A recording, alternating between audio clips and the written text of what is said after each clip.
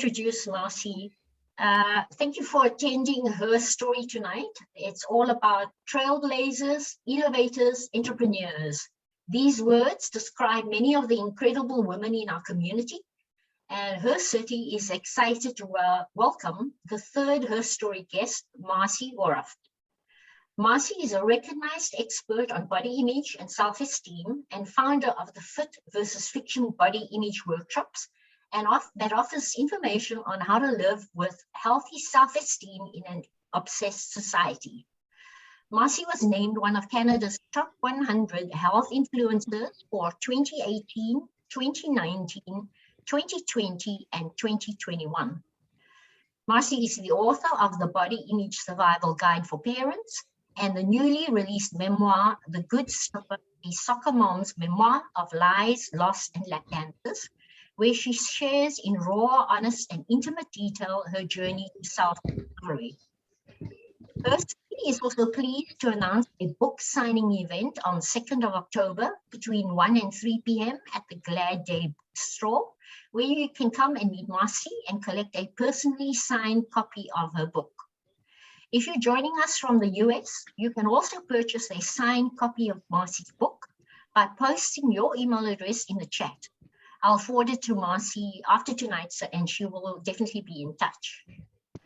So Marci, first question, what inspired you to be so brutally honest in your book?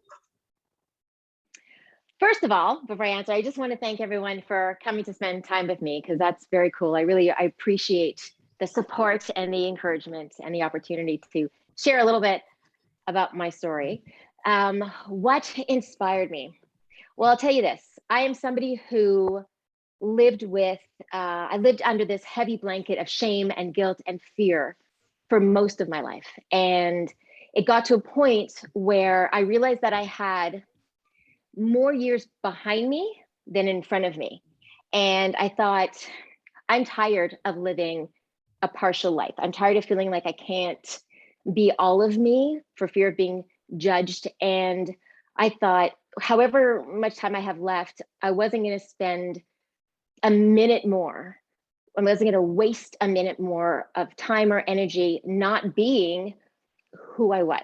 And I figured the way to do that was to kind of just throw it all out there. Everything that I had been afraid of sharing, everything I was afraid of coming out, I was going to put it out there and kind of let the chips fall where they may.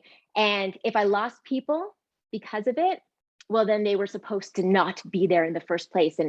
And people who, if there was anyone who thought they liked me and then heard my whole story and decided they didn't, well, then they never really liked me, because it's always been me. And I think when you are authentic, if you lose people, then you're just making space for the new people to come in, because the people you lose aren't your people, right? So you want room for your people. And the way I see it is, I think that we live in a society where, you go onto social media and every day there are tons and tons of messages and memes and quotes that are saying like, don't worry about what other people think and live your life your way and just be you. But then when we do that, society says, no, not like that, because I think that as much as we get those positive messages, the truth is there are a lot of people who want us to be happy, as long as our happiness doesn't make them uncomfortable. There are people who want us to live our best life, as long as our best life is the same as their best life. And I think that what happens is, because of that, a lot of us don't feel safe or encouraged or supportive enough to be who we really are, to be with who we want to be with, to do the things we want to do, whether it's professionally or personally. And so we shrink ourselves down. We put ourselves into these digestible bite-sized pieces because we're afraid of making other people choke. We either think that we're not enough or we're too much. And like I said, I lived with that for a really long time. And I just decided that it was enough. I didn't want to do that anymore. So once I did that, once I shared everything, my life changed completely. And in order to sort of explain a little bit, I'm going to go back just a bit and just I'm just going to give you little bits because I'm not going to throw my whole book at you. But when I started off in the world, I was in Montreal. I was this feisty, really confident little girl. I was little dancer and little performer. I was into sports. I wasn't afraid or intimidated by anybody. And I would stand up for anything. When I was in the third grade, I wrote a petition about one of my teachers who wasn't teaching and who was being violent, and ended up getting an apology call from him, and really learned that I had a voice. And I think a lot of that was because I grew up with a mother. There's like feedback. I grew up with a mother and a brother who gave me unconditional love and support. And I always say, like, my mother and my brother were the invisible armor that I wore outside in the world. They knew when to stand in front of me to protect me and when to stand behind me, encouraging me to protect myself. And that gave me the strength to be, say, do anything I wanted. I came from a normal family, mother, father, older sister, older brother. Wasn't close with my sister at the time. Now I am. My father was there, but not really. When I was 10, my parents got divorced, which was lousy because my father just left my mother to take care of 3 kids. It was difficult, but again, the rest of us were close. My life completely changed when I was 17 years old. May 28th, 1987, my big brother got sick and he passed away. And he was ill, but we didn't really know. And it was completely unexpected. I was in the middle of writing my English exam when I was pulled out of class. And he was the sun, the moon, the stars to me. And so the minute before I heard he died was the last minute I would feel safe for a very, very long time. And I felt I had no control over anything in my life, because if this could happen to him at 21 years old, well, anything bad can happen. The other part of it was that I felt that he was a much better person than I was. I felt that the world needed him more than it needed me. And I felt if I was going to be here instead of him, I had to earn my spot. I had to earn my space in the world. And I didn't know how to do that because I didn't feel at this point that I was anything special. I didn't think I was especially smart or interesting or funny or talented. So to my 17-year-old brain at the time, my thought was, well, maybe I'll try to be pretty enough. And to be pretty enough to me meant being skinny enough. And so my brother's death gave birth to my eating disorder. So at 17, feeling like I couldn't control anything, the one thing I felt I could control was my body. I controlled what I ate, what I didn't eat, how much I exercised. Now, you have a false sense of control because developing an eating disorder, it takes over everything. So every thought from then on was what I had eaten, what I was eating, what I was going to eat. I never felt good enough. And so I wanted to make myself, I went from being this little girl who wanted to take over the world to being someone who wanted to hide from it. So just to get back, so the thing is, I was going into the rest of my life with very, very low self-esteem and self-worth. And what that is, that's like trying to build a building on quicksand. You know, I felt I was very vulnerable to outside influences. And unfortunately, after my brother's death, life doesn't wait. I'm sure a lot of you know, life can be challenging. And I'm not special that way. A lot of us have been through challenges. And life doesn't wait until we're ready to take on those challenges. Life doesn't wait until we get strong enough to handle the tough stuff before it throws more at us. And for me, and if you read my book, you'll see it was one thing after another, between my brother dying, my mother getting sick, my stepfather being arrested for a major crime, to me getting pregnant, losing babies, my mother passing away. And then I got sick and I spent months in the hospital, kidney failure, respiratory failure, 25% chance of survival. I dance a lot now, but there was a time when I had to learn how to walk again, talk again, breathe again on my own. So life got really tough. And during this time, I had gotten married and I had children. And I will tell you that I think I did that because it's kind of what we're told that we're supposed to do. You grow up, you get married, you date, you get married, you have kids. I knew when I got married that I didn't feel the way I wanted to feel. I knew standing there, I remember thinking, come I don't feel the way that it looks like they feel in movies and on TV? You know, that feeling with the bride and she looks like she's just, I didn't feel that. But I told myself that maybe you're not supposed to, it's just for the movies, and it was going to be fine. But it really wasn't. And at some point, I'm skipping ahead, in my marriage, things took a twist. And this is where my story gets a little bizarre. And to kind of abridge it, I will just say this. I found out that the person I married was very different than who I thought he was. And just a year and a half after getting out of the hospital and surviving what I survived, he wanted to change our relationship. He wanted to open up our marriage sexually. He wanted to share me with other people. Despite the fact that I had had multiple surgeries and was still dealing with an eating disorder and just needed to be loved. And by this time, most of my family had passed away. He was all I had. And what ended up happening was I became two people. I started living a double life where I was a mother to my children and wanted to be the best mother because I just wanted them to feel loved every minute of every day. But I felt unworthy of love and I felt unlovable. And I felt at this point that I had two purposes. One purpose was to be a good mom and the other one was just a sex toy. And so there was a time when I would spend all day with my children, put them into bed, and then I would go out. And I worked as a dancer, very brief period of time, but it's significant because I would put my kids to bed, I would go to a club, I would sell myself, I would come home by 4 o'clock in the morning, change into workout wear, go to the gym, work out to appease my eating disorder, come back, take a shower, not sleep, get up with my children. So I was going from mom to Cassidy, my alter ego, back into mom. And I would go days without sleeping. And I was on a quarter cup of water a day that my trainer had me on. I wasn't eating, I wasn't sleeping. And I was putting my health at risk, but it didn't matter because at this point, I didn't think I was worth taking care of. And that led me down some pretty dangerous paths. And there was a turning point that made me get out of that life. And what's interesting is my story isn't a story of things were good, then they were bad, then they were good. For me, it was good, then bad, then good, then bad, then good.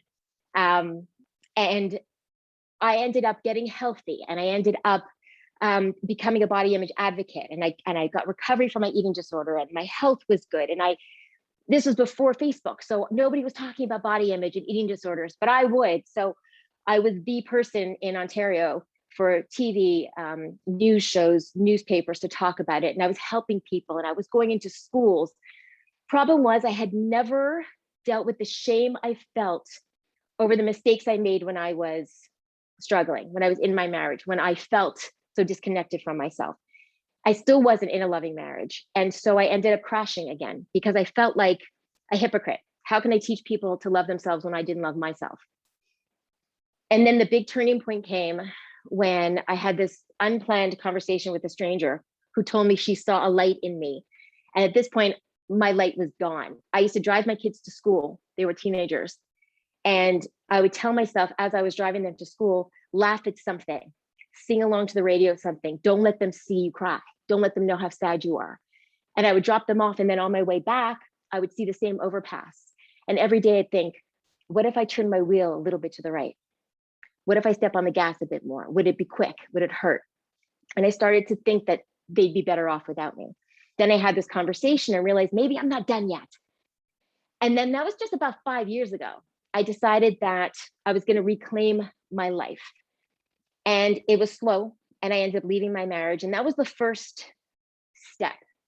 But I still had, at this point, had no idea who I was. Like, I didn't know, I'd never put gas in my own car. I never paid a bill. I was completely dependent. I didn't know how to do anything. But I knew that whatever was out there for me was going to be better than where I was. And so I took that step. But I will say this, it's only been in the last 2 years that I really changed my life, because now I've gotten stronger.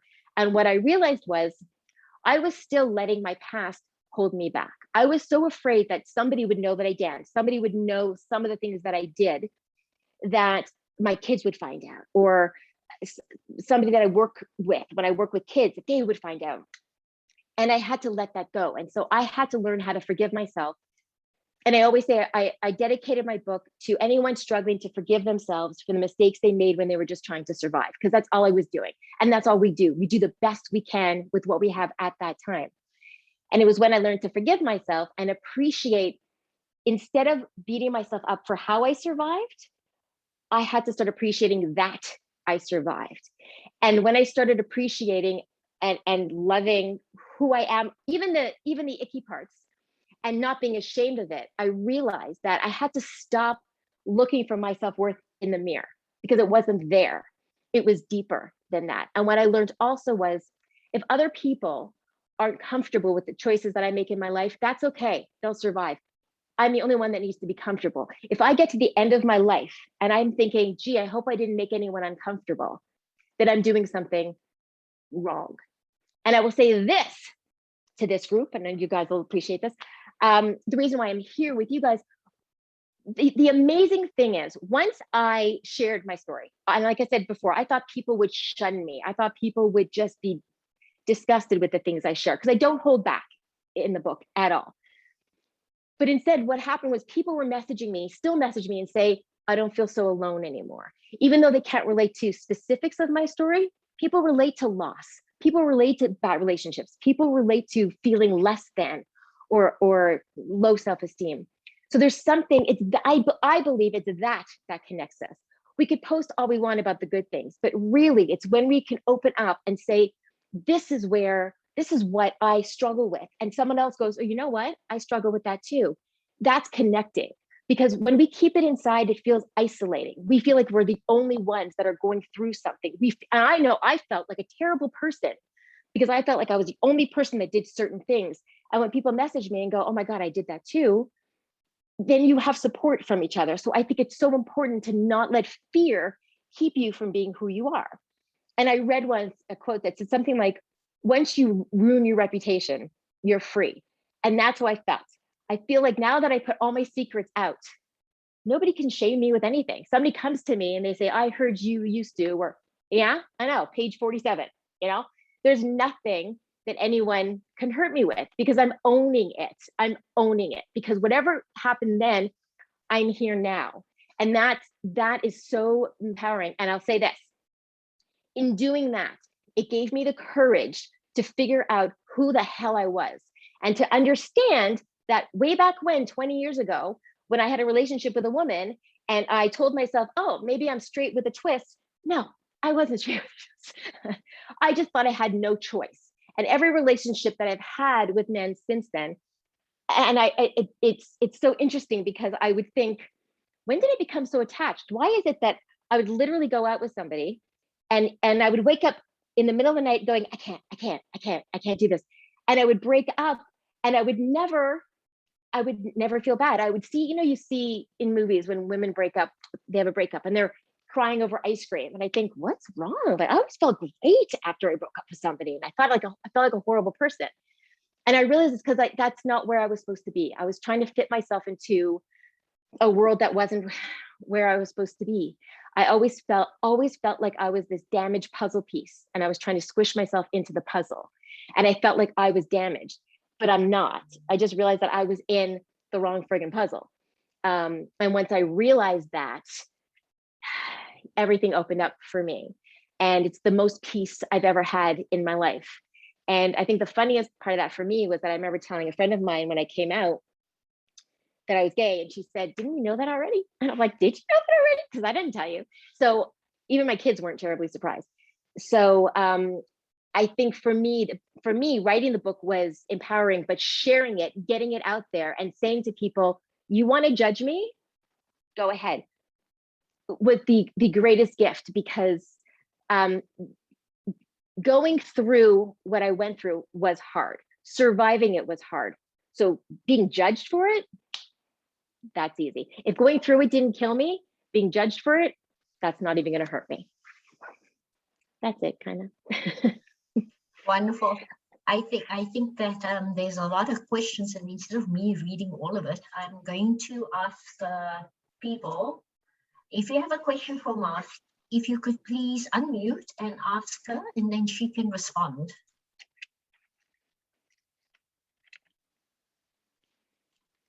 Anybody? I know the questions. I don't really want to ask a question. I just want to say you're awesome. Oh, yay. I'm so nervous tonight. Who said that? Who's saying that? I have to see. Is that? It's Joan. Oh, thanks. Anyway, that's it. I have no questions, but I'm definitely going to read the book. Oh, I love that. Thank you. I told Marci she has nothing to be nervous of. The community is very, very supportive. Okay, let me ask a couple of the questions that have showed up here in the chat, but feel free, anybody, to ask your question. And you can ask me anything. I'm an ask me anything kind of girl. Yep. I got a question. I got 2 questions. I put them in the chat to Karen. It's Leslie. Oh, hi, Leslie. Yeah. Can you tell us your process or strategy for overcoming the shame? And the second question is, when are you going to write your coming out story in a book? Oh, that's a good one. Yeah, it's funny because I did write it. I think you saw I did write it in a magazine, because you know what? I don't do anything subtle anymore. So for me, my poor children, I couldn't just come out. I had to contact a magazine and write a whole article about coming out in your 50s. So that question, yeah, if there's an interest in it, I would like to share it. I'm still kind of learning about it. But what I've learned is that I'm not alone. I think it's an interesting topic because I know one of the things that I was worried about when I was coming out was I had heard that the community wasn't very welcoming to people like me, coming out late, having been married. So that was kind of scary. And I think that keeps people from kind of taking that step. And I haven't found that. I found that people have been amazing. So I think it is important. It's an important story, actually, because I do think that there's too many of us that feel like we can't, for different reasons, come out, or like me, thought, well, it's too late, So I'm glad I did that. But so that's, yeah, I don't know. If there's an interest in it, I'll write it. And then the other question was the process to letting go of shame. Well, it took me a while. I think it's interesting because I don't know what it was that finally did it. I honestly think part of it was that I was in my late 40s. I was probably 49. And I really did feel like, what am I doing? Like, why am I wasting my time, my life? Who am I living for? I'm going to get to the end of my life, and it's like I said, I'm going to feel like I haven't fully lived. And why? Who am I worried about? And that kind of propelled me to face all of the demons. And even when I was writing the book, I will tell you that there were chapters, I wrote it pretty quickly. And there were certain chapters where I literally wrote through the night into the morning, and would stop writing about 9 o'clock in the morning and then go into bed. And that was because I didn't want to stay in those chapters for more than a day. My body was in physical pain. My back was in so much pain while I was writing it, because I was writing about trauma that was spanned over 40 years. I was writing about it in 7 months. And that's a lot. Your body, I'm sure, a lot of us know, stress has a huge impact on our bodies. And I really needed to get that out. And I think what I've told people, there are a lot of people who say to me, oh, I wish I could write a book, or maybe I should write a book. I'm like, write it. Even if nobody reads it, even if it's just for yourself. The process of writing is very, very soothing and healing, because a lot of times when we have feelings and thoughts, they stay in your heart, your body, they stay in your brain, and they just go in circles. Once you get it out on paper, you see it from a different perspective, and you literally get it out of your bones and out of your body. And when you see, there were so many times I was writing and I knew my story, I lived it for all this time. But when I put it out on paper, I kind of looked back and went, oh, wait, now I get it. Now I know why I thought that way. Now I know why I acted that way. I've been way too hard on myself. It made sense. And that's what part of it was. It was getting it out. So I think I say, get it out of your head, write about it, talk about it. That was a big part. And then it was just, it got to a point where I was more afraid of living. I was more afraid of what would happen to me if I didn't share my story than if I did. I just felt like I needed to get it out. And I was just at a point where I was ready for whatever happened. But I will tell you that not a lot of people knew I was writing it at all. And I remember the week before it came out, going onto Facebook and writing a post about it with a picture of the cover, which isn't subtle. And I remember that morning putting, my finger to hit share, and my heart was racing. And I knew, okay, this is it. This is going to change everything. And I hit post, and then I went dancing. And I let it go. And I was just ready. I finally liked myself enough, or accepted myself enough, that I was ready for what happened. But my first thing, honestly, is to put it out there. Don't be afraid of the words. Don't be afraid of the truth. Write it out. Find somebody you trust and share it, because getting it out of your head helps a lot. I think Yellen has a question. Yellen, would you like to go ahead? Yes, thank you. I wondered what clinics or programs you entered to resolve your eating disorder, or did you do it just completely on your own? No, I did not do it on my own. I tried a few things over the years unsuccessfully. I think part of it is it has to be the right program at the right time. So there were times when it may have been a right professional, but I wasn't ready. And then there were definitely times I was ready and it was not the right program. And one thing I would tell people is, if you see a therapist and they're not for you, don't quit. Know that but find a different therapist. It could just not be the right one for you, but don't give up on yourself. The program that I eventually got into was a program at the North York General Hospital. And it was the first year that it was for adults. Before that, they'd had a program for adolescents. And this, I think, was the first year. And it was terrifying, but it absolutely made a huge difference. I mean, I was ready. I really was ready. Because they don't give you too much time. I mean, I talk about it. I talk about it a lot in my book. There were girls, I think they give you 2 weeks, and if you don't get on board, they kick you out, because I had to wait. I waited a year to get in. And actually, I didn't even say this in the book, but then what happened was my time came up, my name came up, and I was like, no, I don't need it. And then they kicked me off. And then I was like, no, wait, I changed my mind. I do need it. And I had to wait again. So, they don't play games, but it was a fantastic program, and I absolutely recommend it. Where was it located? In Toronto, in North York. So it was Canada. Yeah. So yeah. You didn't have the private clinics. Were you familiar with Peggy's clinic, Montreux, at all, in Western Canada? I know you mean, like, I knew there was, I've heard of programs there. I don't know exactly. I know that, look, one of my biggest gripes is that it's very hard to get help. Either it's free, but you're waiting a long time, or you can get into a private clinic, but it's a lot of money. And I remember calling around, and one place, it was a fortune if you were paying like a fortune. But if you went through OHIP, I remember her telling me the wait is years plus. That's as much as she could tell me, years plus. And I said, if I could wait years plus, I wouldn't need the program in the first place. So it's I missed your intro, but a lot of times with eating disorders, it's coupled with cutting and bulimia, and it's a whole assortment, a cadre of challenges, shall we say. I think it's very misunderstood. It's a very misunderstood disorder. I think people don't realize how serious it is. I think people don't realize that it's got, out of all the mental health issues, it's got the highest mortality rate.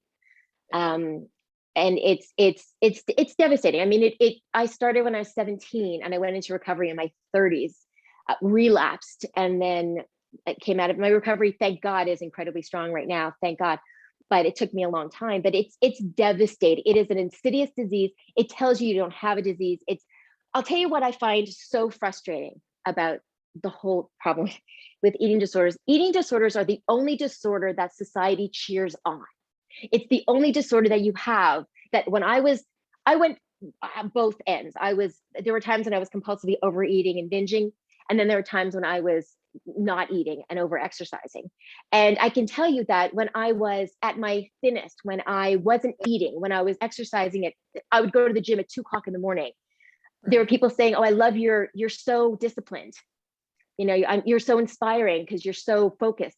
No, I'm not. I should be sleeping now. I should be eating now. I should be healthy. I should be getting my period, but our society cheers you on. When you tell if somebody loses weight, I don't care. There are oftentimes, I know a girl who told me that she had a horrible flu years ago. She was sick like crazy and she lost weight. And people said to her, "You look great." No, it's not. People always assume that weight loss is a positive thing. It's not always. We equate skinny with healthy, and it's not always, but that's the problem. It's very hard to get well when society is telling you that you look good. It's very, very tough. We have questions from Michelle Brock and Kelly G. Okay, hi. Hi. Yeah, I'm just reading your book today. And you said in your book that being with a woman was not your preference. So I was just interested what that aha moment was when it became your preference. You know what's funny about that? I'm trying to find you. I'm trying to swipe through my phone. What's funny is that, so I'm doing the Audible book now. I'm recording an audio version. And I'm working with with a radio guy that's doing it. And it's so funny because as I was reading that part, I'm cringing. Like it's making me, all of those parts that I talk about that, and I was just saying that, it makes me cringe because I'm like, oh my God, I was so clueless. It's like I said, at that time, that relationship, I was married at the time, so it wasn't really a relationship, but it was something, it was almost 20 years ago. And I've never, the closest that I felt, the way that I felt in that friendship, I had never felt since then. And I think I always chased that, and no relationship that I had with a man ever gave me that feeling. So there was a part of me that always knew, but again, I didn't feel like I had the opportunity to investigate it. And I remember even when I split with my ex-husband, and I remember speaking to a trainer I knew that was gay, and I was asking him about places I could go, but he said there really weren't many for women anymore. And then I would kind of let it go. I'll tell you this, a few years ago, before I spoke about any of this, before my book, I was out with my older son and his girlfriend, and she said to me, I don't know where, "I think you should be with women." And I was like, "What?" And she goes, "Yeah, I can see you with women." I'm like, interesting that you say that. And actually that night I went on to apps, but then again, I was living in the suburbs. I didn't think I knew any women that were gay. I thought, and again, I'd heard that it's not very accepting. So I thought, I missed the boat, so I'll just kind of whatever. So it was really just last year when I was like, you know what, I can't, I was so miserable, I felt trapped. Like I knew what I wanted. I felt like even if I was never in a relationship with a woman, I knew I would rather be alone than be dating men. It's just not what, and let me say this. This is what I hate. I hate when people know that I'm out now and somebody will go, "Oh, I don't blame you because you've had bad relationships with men." And I'm like, oh my God, it has nothing to do with men. Like I hate when people think that you're with a woman because what? Like being with women is not a consolation prize for shitty men. I think what they have a hard time understanding is that women who are with women, it has nothing to do with men. You can love women without disliking men. And I think men have a hard time figuring out, like understanding that, what do you mean I'm not involved? I have to be involved in some way. So I think it was something that was there.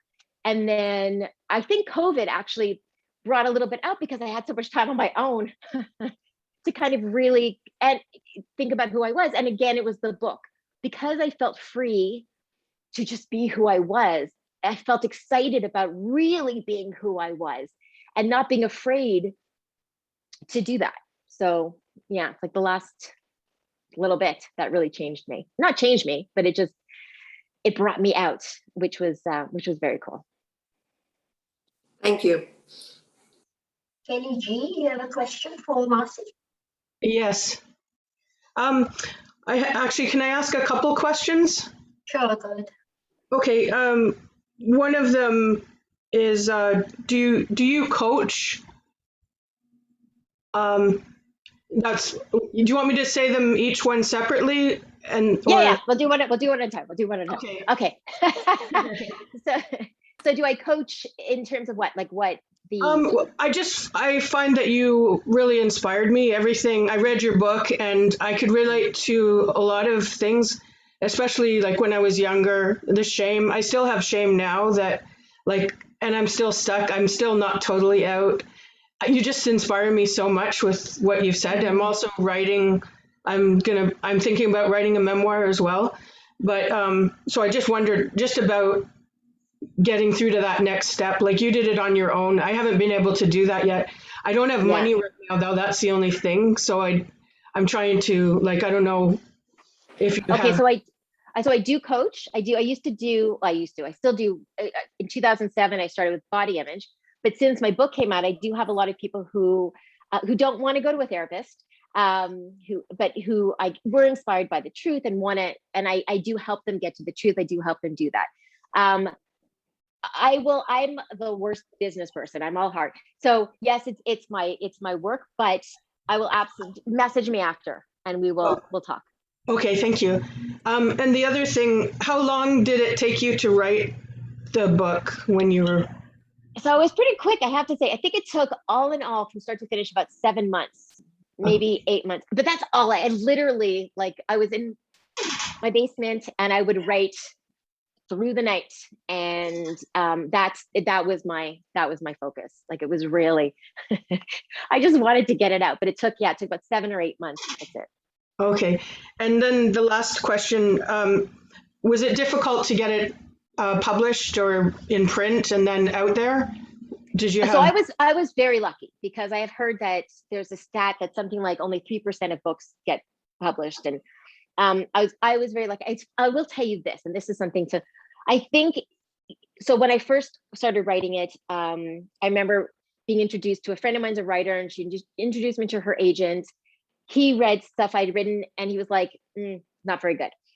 But I liked what he said. It made me think about things and write a bit differently. But then I met this other woman who was like an editor and a writer, and she'd written a book, and she said to me, if you're going to write a memoir, you have to read 50 memoirs this year before you do. Now I'm going to tell you something. I was not going to read 50 memoirs. I read one, and it was like a woman that I knew. Oh, I do that.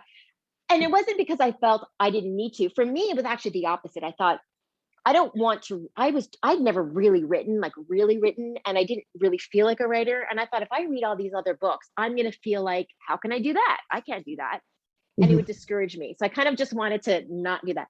But had I listened to people who said, you can't, then I wouldn't have done it. So there's part of it was, again, this agent sort of gave me some tips, and I did listen to some of it, but I just wanted to do it so badly. So my thing was, I'm writing it anyway.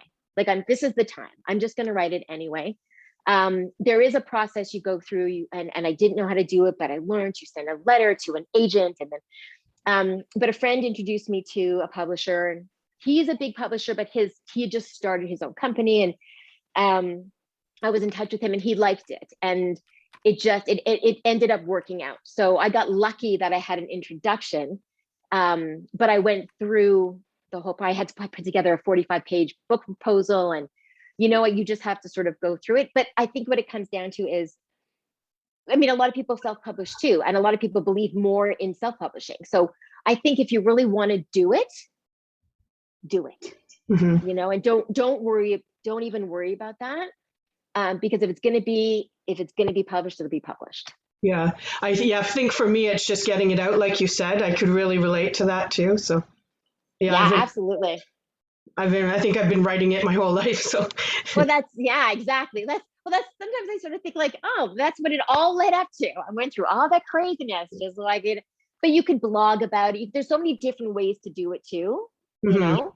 But yeah, if it's in you to write it, I had one thing on my bucket list my whole life, and it was to write a book.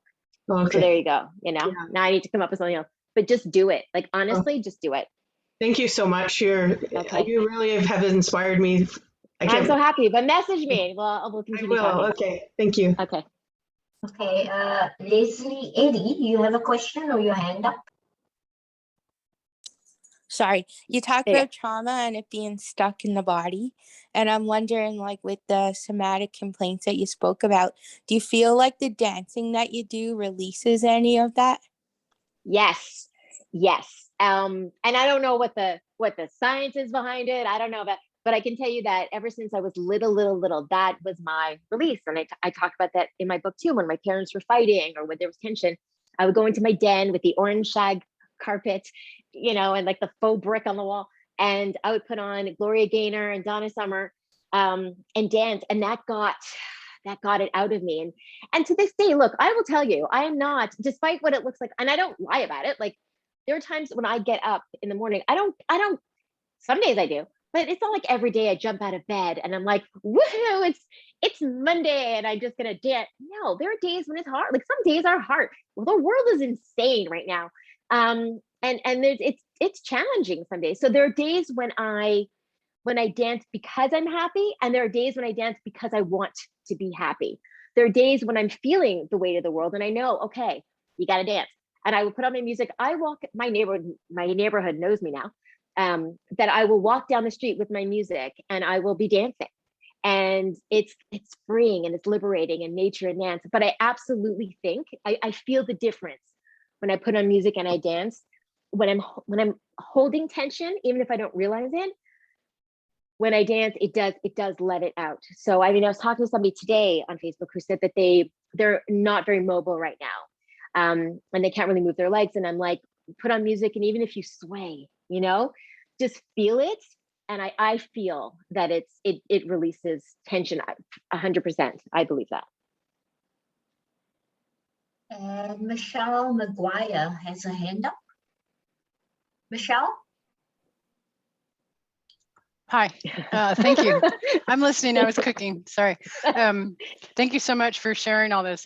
Major props to you for having the courage to just share all this with us. I really appreciate it. What I'd like to ask you is, for you, what is the hardest part, or what are some of the most challenging things about living an authentic life? I think, honestly, the only thing that's difficult sometimes, because I really have gotten to a point where I don't worry about judgment. I don't care what people think. I truly don't. But the only people who I do worry about are my children. And I've got two boys who are quite independent. One just turned 20, one will be 23 at the end of this month. They're very supportive. They knew nothing about what to expect with this book, and they were very supportive. They won't read it, but they were supportive. But I think the hard part, like I think I'm jumping, but my poor kids, in the sense that, okay, so in the span of a year, I released the book in October. So between then and now, they find out all these things about their mom, and then and then it's, hey, surprise, there's an article coming out in a newspaper, in a magazine next month, I'm gay. It's like, Jesus Christ, I'm giving them enough for their therapist down the road. So I think there's that sort of normal motherhood guilt, where I kind of wonder, is it too much? Is me being so out there too much for them? Am I being selfish and then the other part of me is thinking, no, I'm not, because I believe, their father is the sort of seemingly practical, kind of conservative one. I think if there's anything, and I say it in my book too, they'll see that you can stumble, that you can take a while to figure out who you are, that I want them to know that they can be whoever they want to be, and they can do whatever they want. And even if they don't understand me all the time, I realize I'm not hurting them by being authentically me. It might be weird for them. It might be, I used to worry about, okay, so what are their friends going to think? And but there could be nothing that I'm doing is hurting anybody. And if anything, it's helping. And how can that ever be a bad thing? So aside from that, it's been the best thing I've done, because it has been liberating. It's been absolutely, and I really, truly, the people that have come into my life since being open, that's such a gift. People I probably never would have met because we thought we had nothing in common. But at the core, we have a lot in common, opposed to people who on the surface you think you have stuff in common with, but you really don't. I didn't need, we have so limited energy, and time. I want to spend it in the right place with the right energy around me. And so I have, I have no regrets at all with being authentically, crazily me. Thank you so much. That was great. I appreciate that so much. Anybody else have a question for Marci? I'd like to ask her another question. Sure, Leslie. So, Marci, you mentioned a little while ago about women a little bit older that have been married to men may not be as welcomed in the lesbian or queer community. And personally, I've seen it because some of my past partners have been bi or invisible because of femme visibility. How do you think we can do better, or what do you think from your point of view we could do better to be more inclusive and welcoming to a whole range of people? It's a tough question for me, because I think I would love to know what somebody who's been in the community longer how they would answer that. Because for me, I was lucky that, while I'm sure there are people who aren't sort of open to me or whatever, I haven't felt that. I think I've been lucky enough to meet people or hear from people who are saying, no, that's crazy. Like, you know, there's a spot for everyone. I think that there's, my guess, and I could be very wrong, my guess is the people who do have a problem with it, it's fear. I did meet a woman once a very nice woman, but she was a little older than me, and her feeling was that she had fought her whole life as a lesbian. She had fought through, you know, she was in her 70s, and she had fought through so much discrimination and held back so much that it was almost like somebody who now is coming out. It's kind of like, well, you didn't have to struggle for the first part of your life. You didn't have that.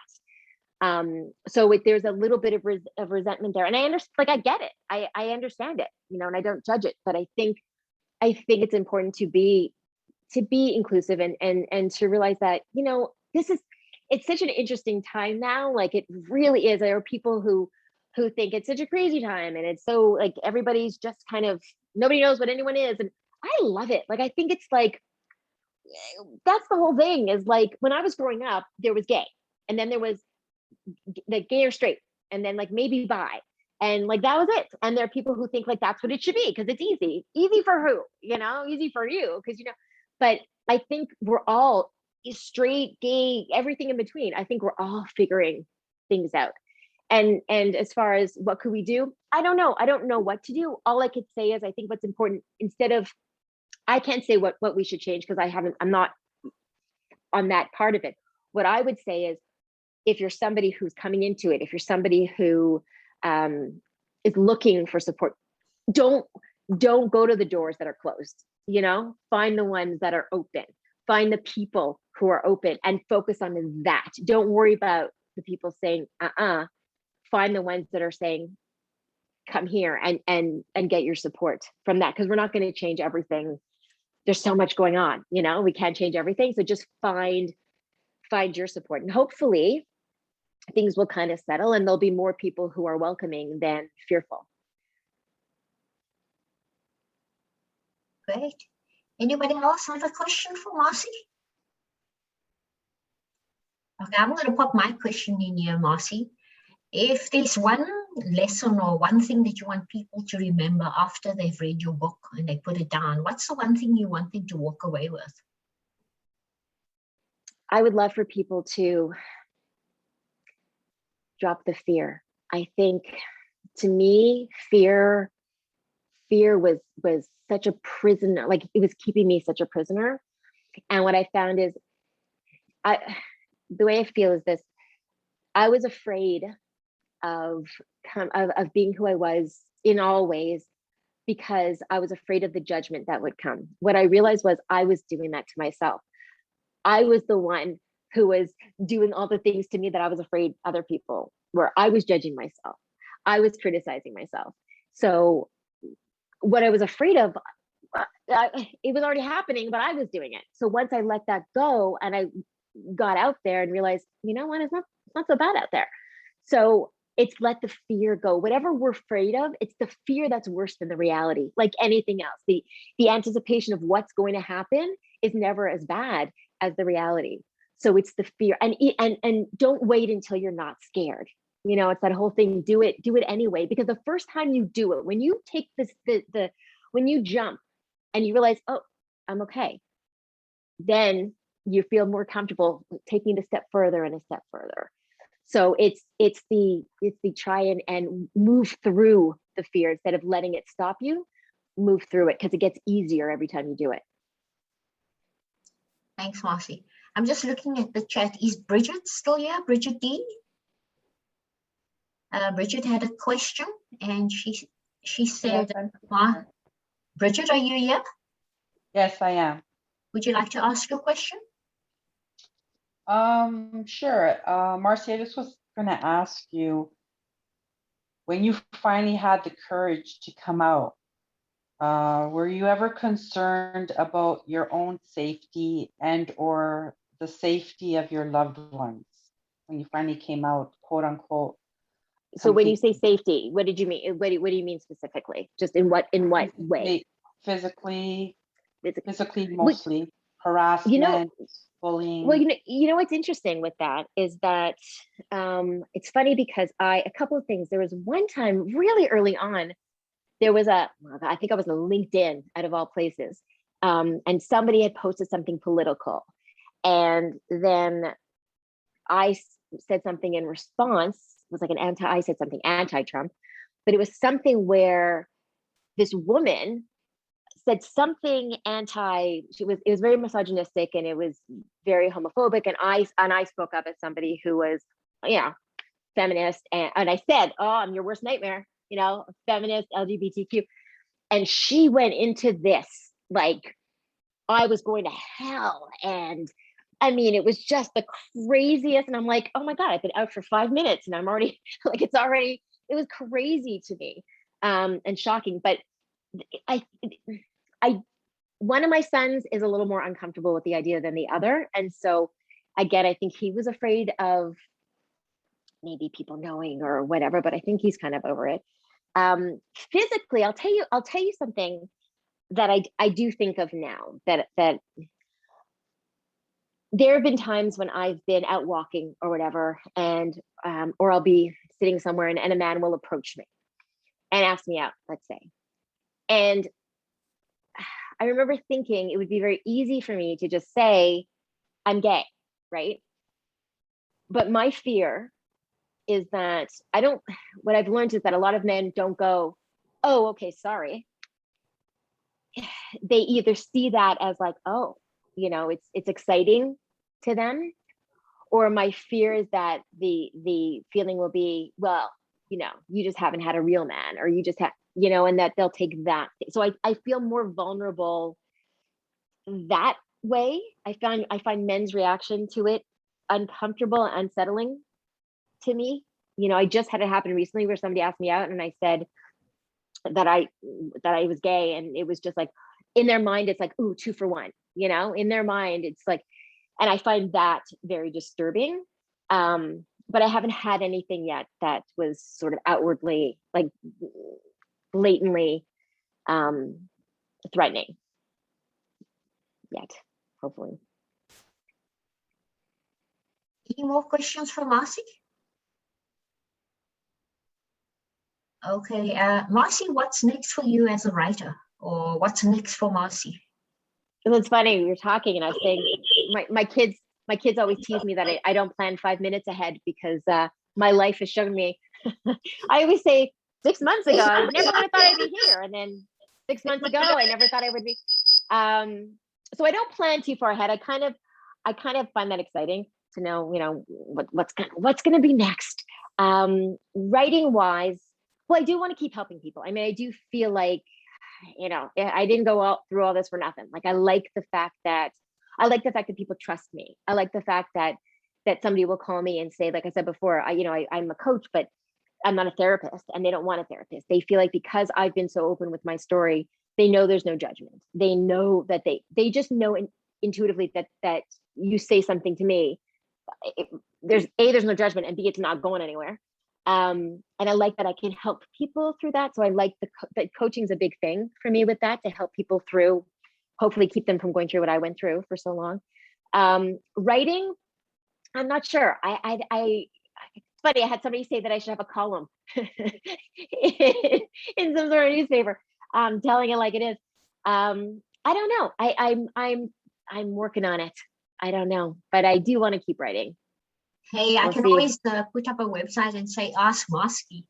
We should. Okay, we'll talk. We should do it. We'll come up with a funky name for it, and we'll do it. For Right. sure. What was that very famous columnist where you had to ask her, I forget the name now. Like Dear Abby kind of thing? Yes, kind of. We'll say Yeah. Dear Marci. Anyway, I think G has another question for you. I was thinking you should do a podcast or something. You know what? I should. I wish I was like savvy enough to figure out how to do it properly, because I would like to do a podcast. It would be fun. I had a question, but I forgot what the question. When I heard you talking about that, I thought, oh, you should do a podcast. It'll hit you later. You'll message me like 2 o'clock in the morning. You'll remember. But I will message you because if that's okay, like you said. So yeah, that'd be a message for sure. Okay. Actually, I can probably help you with the podcast too, but we'll talk, Marci. Okay, we'll talk. Anybody else have a question? We're on the hour now, but I'm sure, Marci, if you're able to take a couple more questions. Mm-hmm. Anybody else with a question? I'd like to know more about the book signing in Toronto. Yeah, how exciting is that? It's very exciting. So it's Saturday, October 2nd. It's very COVID safe. So that's why they're doing it as a drop-in, because they're not going to have too many people in the store at one time. But I'll be there, and I'll be there with books, and I might do a little bit of a reading here and there. And I will do personalized signed copies. And it's a great, I don't know if anyone's been to that bookstore, the Glad Day bookstore, but it's a great bookstore. It's just really, really great. It's at a great part of town. Great place to spend an afternoon. But I'm excited. I love COVID kept me from doing book launches and book signings and meeting people, and I love meeting people. So I think it'll be a great day. So it's from 1 to 3 in the afternoon on Saturday. You know what? Maybe I'll end it with just the epilogue of my book, which is just that quick poem that I think, is that okay? Okay, so this is just interesting. It's very quick, but this is something that I wrote before I even knew I was writing a book. It was something I wrote a few years after, or maybe a year after I left my marriage, and I just wrote it. And then when I was writing the book, I thought, kind of fits perfectly. So I included it in the end of my book. So here we go. My body. I've loved it. I've hated it. I've celebrated it. I've criticized it. I've abused it. I've protected it. I've trained it. I've trashed it. I've worked with it. I've worked against it.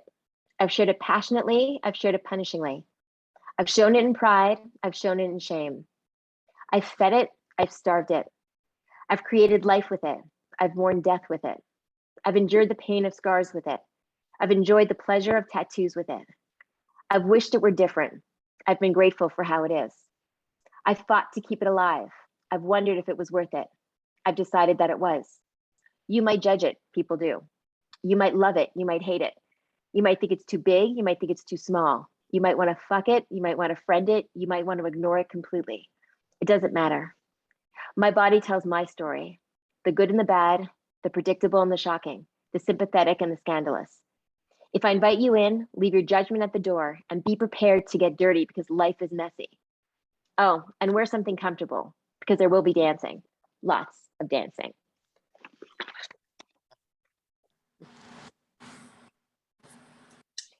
So thank you all for talking with me. This was so great. I really appreciate everybody's support, and I'm here for anybody to message me, or, this is what it's all about. It's all about connecting. And that's why I wrote it, is to connect with people. So let's keep it going. I'm also going to, I'm going to post in the chat room the Her City link on Meetup, and to invite everybody who's not yet a member of Meetup to join the Her City group. The story talks, we do have them monthly, so there will be other guest speakers, but please join us for Marci's book signing, October the 2nd, 1 o'clock to 3 o'clock, and the address, I'll put it in the chat room. Also, thank you to everybody who's put in their order. Marci, there's a couple of orders. People want your book. They want a personalized Great. copy. Awesome. I will do that. Thanks to everybody for joining us tonight. And Marci, I told you that everybody's going to love you. Well, I love everybody. No, this was fantastic. Thank you so much.